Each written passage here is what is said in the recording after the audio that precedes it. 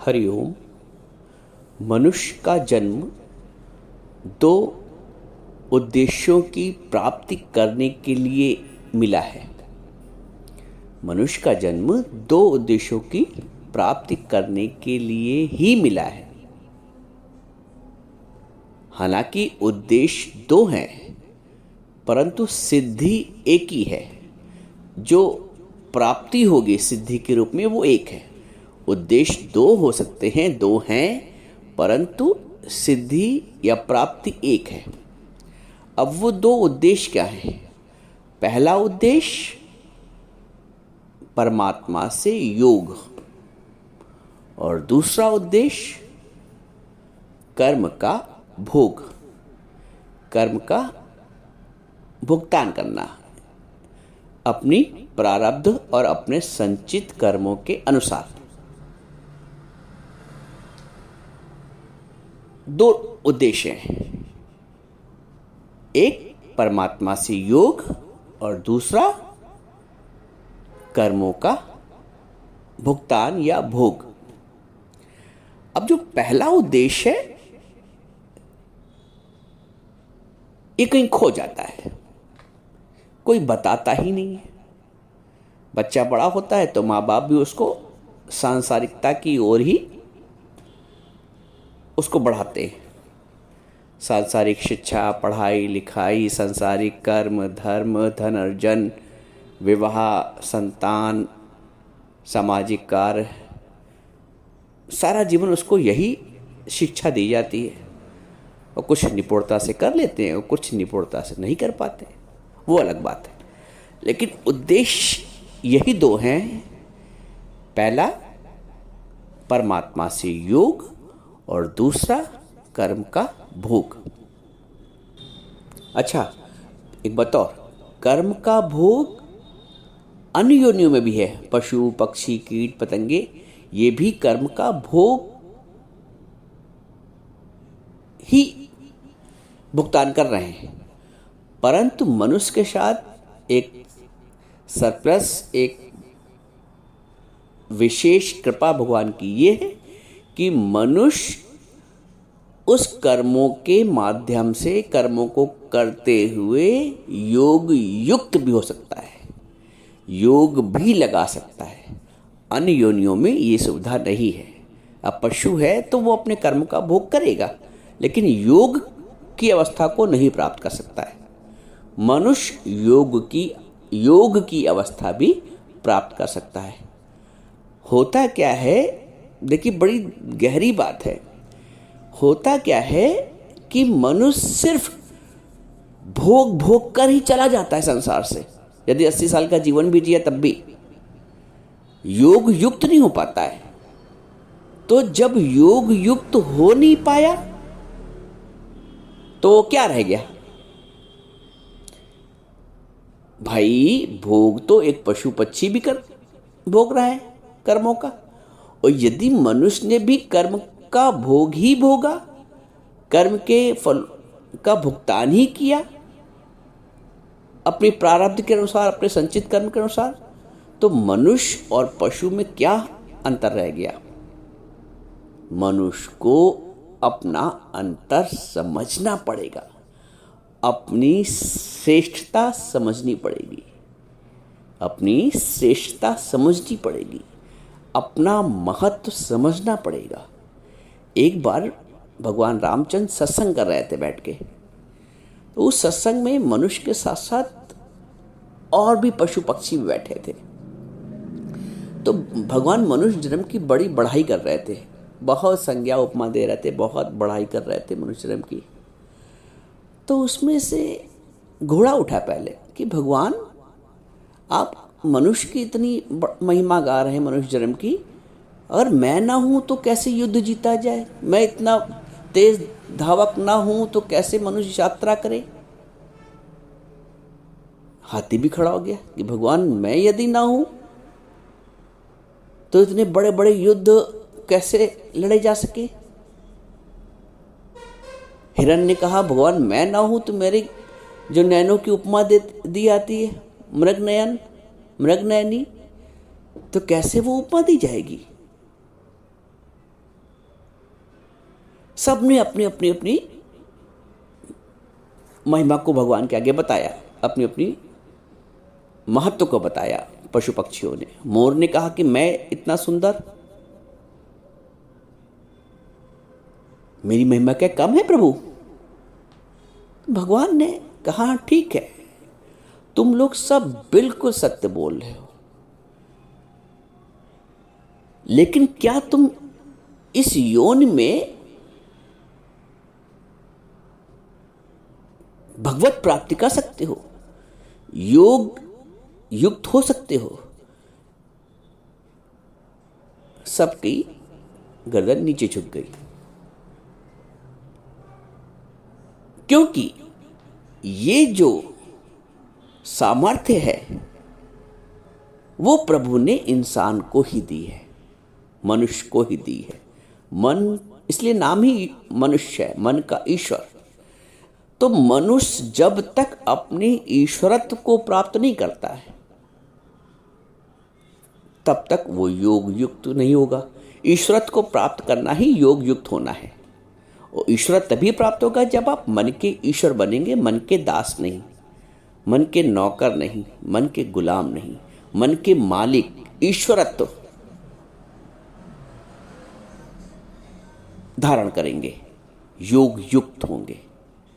तो मनुष्य सारा जीवन कर्मों के फल का भुगतान ही करता रहता है। कभी सोच के देखिए, यदि उसके संचित कर्म अच्छे होंगे, ये हो सकता है हाँ कि यदि उसके संचित कर्म अच्छे होंगे तो वो उसके अनुसार शुभ कर्म करेगा, सत्य कर्म करेगा, दान पूजा पाठ यज्ञ हवन तीर्थ आदि करेगा। भाई नहीं, मान लो बदकर्म करता है तो सत्कर्म करेगा। लेकिन सत्कर्म करते हुए भी, सत्कर्म करना अलग बात है और योग युक्त होना अलग बात है। परमात्मा तत्व की अनुभूति करना अलग बात है, परमात्मा से एकाकार होना अलग बात है, अपने जीव भाव को समाप्त करके आत्म भाव प्राप्त करना अलग बात है। जब तक, जैसे एक नदी जब तक सागर में विलय नहीं कर लेगी तब तक वो बहती रहेगी,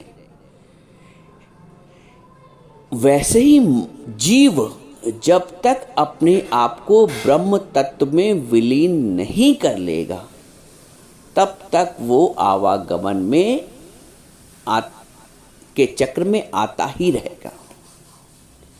जब तक योग युक्त नहीं होता है, जब, या दूसरे शब्दों में कह लो, जब तक वो जीव भाव रहित नहीं होता है, मैं भाव रहित नहीं होता है, कर्तापन के भाव से रहित नहीं होता है, तो जब तक कर्तापन का भाव है तब तक भोक्तत्व भी प्राप्त होगा।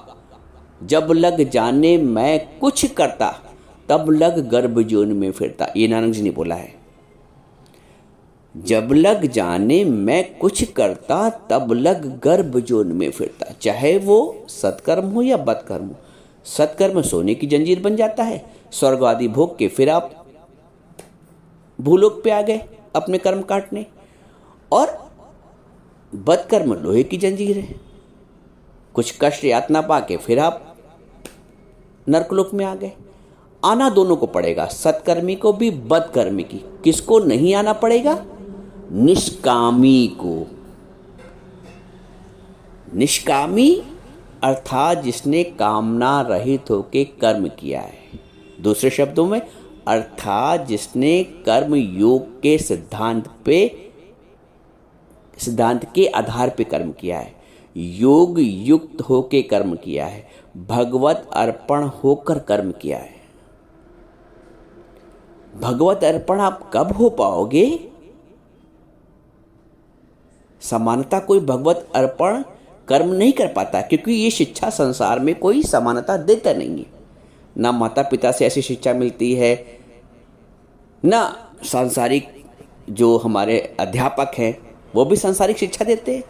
लेकिन योग युक्त होने की शिक्षा, भगवत प्राप्त की शिक्षा, अपने परम उद्देश्य को प्राप्त की शिक्षा, ये हमें सतगुरु देता है, ये हमें आध्यात्मिक गुरु देता है, ये हमें ब्रह्म ज्ञानी गुरु देता है। तभी भगवान ने गीता में अर्जुन से भी बोला है कि तत्वविधि प्रणिपातेन परिप्रश्नेन सेव्या। तो उसके निकट जाओ, उसके समीप जाओ जो तत्ववेत्ता गुरु है, उसकी शरण में जाओ, तत्वविधि प्रणिपातेन, और बिल्कुल नतमस्तक हो जाओ उसके आगे, परिप्रश्नेन सेव्या, और उससे नम्रतापूर्वक अपने प्रश्न पूछो, उसकी सेवा करके। उपदेशंत ते ज्ञानम ज्ञानिना तत्वदर्शिना। और जब वो ऐसा गुरु, ब्रह्मज्ञानी गुरु, तत्ववेत्ता गुरु जब तुम्हें उपदेश देगा, उपदेशंत ते ज्ञानम ज्ञानिना तत्वदर्शिना, तब तुम तत्व की अनुभूति कर, तत्व का दर्शन कर पाओगे, अनुभूति कर पाओगे। तो जब तक हम इस सत्य के, इस तत्व के ज्ञान के दायरे में नहीं आएंगे, सांसारिक दायरे में रहेंगे, तो कर्म के बंधन बंधते ही रहेंगे। कर्म के फल से मुक्त नहीं हो सकते, क्योंकि अवश्यमेव भोक्तव्यम कृतम कर्म शुभाशुभम। चाहे शुभ कर्म हो, भगवान कहते हैं, या अशुभ, उन कर्म का जो भोग है वो अवश्यमेव भोक्तव्यम कृतम कर्म शुभाशुभम। तो कैसे हम कर्म के बंधन से ऊपर उठें, शुभ और अशुभ कर्मों के बंधन से ऊपर उठें? ना ही सोने की जंजीर से बंधे, ना ही लोहे की जंजीर से बंधे, क्योंकि बंधन दोनों ही है, मुक्ति दोनों में नहीं है। तो हम, नानक जी ये भी बोलते आगे, कर्म करत होए नेह कर्मी। कर्म करते करते अकर्ता कैसे बने, ये सच्चा गुरु सिखाता है। कर्म करते करते, कर्म करत होए नेह कर्मी, समस्त कर्मों को करता हुआ भी, चाहे वो महिला के रूप में हो तो ग्रस्त का पालन हो रहा है, ग्रस्त गृहिणी के रूप में जो भी कर्म आपके द्वारा हो रहे हैं वो भगवत भाव से हो, भगवत अर्पण हो।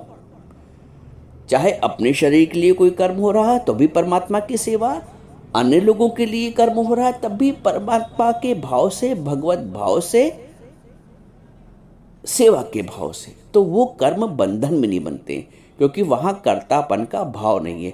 भगवान ही कर रहा है इस शरीर से जितने कर्म हो रहे हैं, और भगवत भाव से किए जा रहे हैं, इसलिए शुभ कर्म हो रहे हैं। चाहे वो पुरुष हो तो पुरुष के क्षेत्र में जितने भी कार्य आते हैं, कर्म आते हैं, कर्तव्य आते हैं, वो अपने अपने कर्तव्य जो भी है सामने, वो भगवत भाव से करता है, अपने को अकर्ता जान के करता है। चूंकि अकर्ता का भाव है, इसलिए भोक्ता का भाव आ ही नहीं पाएगा, ना भोक्ता की स्थिति आ पाएगी, भोक्तव्यम की स्थिति नहीं बन पाएगी जब आप अकर्ता बनेंगे। जब लग जाने मैं कुछ करता, तब लग गर्भ जोन में फिरता। आगे बोलते हैं कि जब जाने मुझते कुछ होए, कुछ भी मुझसे हो रहा है, जब जाने मुझते कुछ होए तब तक उसकहूँ सुख ना ही होए। कितनी बड़ी बात है कि जब तक तुम्हें इस बात का भान है कि मेरे द्वारा कुछ भी हो रहा है, जब जाने मुझते कुछ होए तब तक उसकहूँ सुख ना ही होए। तुम्हारा कर्तापन ही तुम्हें दुखी करता है, तुम्हारा कर्तापन ही तुम्हें दुखी करता है। आज अकर्तापन हो, अभी सुखी हो, अधुना एवं सुखी शांत, बंधन मुक्त भविष्यति। अष्टावक्र जी कहते हैं जनक जी से, अधुना एवं सुखी शांत, अधुना अभी अभी बस सुखी शांत, बंधन मुक्त भविष्यति। अभी अभी तुम सुखी शांत हो जाओगे, अकर्ता भाव में आओगे और बंधन मुक्त हो जाओगे। कर्म का बंधन तुम्हें नहीं लगेगा जब अकर्ता बनोगे। तो फल कैसे प्राप्त होगा उसका? समस्त फलों से ऊपर उठ जाओगे जब निष्कामी बनोगे, जब कर्म को योग युक्त होकर करोगे। इसी को भगवान ने गीता के दूसरे अध्याय में कर्म योग बोला है कि ज्ञानी के हाथ से क्रिया, शरीर से किया गया प्रत्येक कर्म योग युक्त होता है। वो किसी को एक गिलास जल भी दे रहा है तो भगवत के भाव से, तो भगवत अर्पण हो गया, कृष्ण अर्पण हो गया। तो जो कृष्ण अर्पण कर्म हो गया तो उसमें बंधन कैसा? तो हमारे द्वारा जो भी कर्म हो, इस बात को पक्का बिठा लो आज से, अभी से, कि वो भगवत अर्पण हो, भगवत भाव से हो, अकर्ता भाव से हो, तो समस्त बंधनों से, कर्म के बंधनों से ऊपर उठ जाएंगे और हम अपना जो दो उद्देश्य है, दोनों उद्देश्य पूरे कर लेंगे। एक क्या पहले बताया था कि योग युक्त होना, और दूसरा कर्म का जो कर्म का भुगतान था वो करना। तो कर्म का भुगतान जब भगवत भाव से होगा तो उसमें चिड़चिड़ापन नहीं आएगा, उसमें अप्रसन्नता नहीं होगी, वो प्रसन्नता से होगी कि तेरे फूलों से भी प्यार, तेरे कांटों से भी प्यार, जो भी देना चाहे दे दो, दुनिया के पालनहार, दुनिया के करतार। इसलिए ज्ञानी प्रसन्न रहता है, इसलिए ज्ञानी प्रसन्न रहता है कि वो अपनी मर्जी को परमात्मा की मर्जी से जोड़ देता है। Adjust your will with the will of God.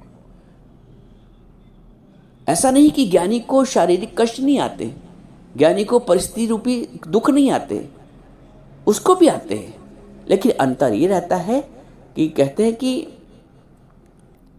देह धरे का दंड सब काहू को है, देह धरे का दंड है सब काहू को है, ज्ञानी भोगे हंस के, अज्ञानी भोगे रोए।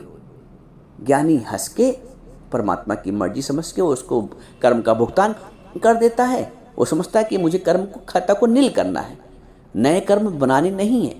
और अज्ञानी रो रो के भोग करता है उसका और नए कर्म बनाता है, क्योंकि ज्ञानी नए कर्म नहीं बनाता है, इसलिए उसके कर्मों का खाता नील होता है। अब जब बैंक में पैसा ही नहीं तो आना जाना किस लिए? पैसा होगा तो आना जाना पड़ेगा। तो ज्ञानी के कर्म में खाते समाप्त हो जाते हैं, क्योंकि जो भी जीवन भर कर्म करता है वो भगवत भाव से, प्रसन्न भाव से, अकर्ता के भाव से करता है, इसलिए वो निष्काम होकर मुक्त हो जाता है।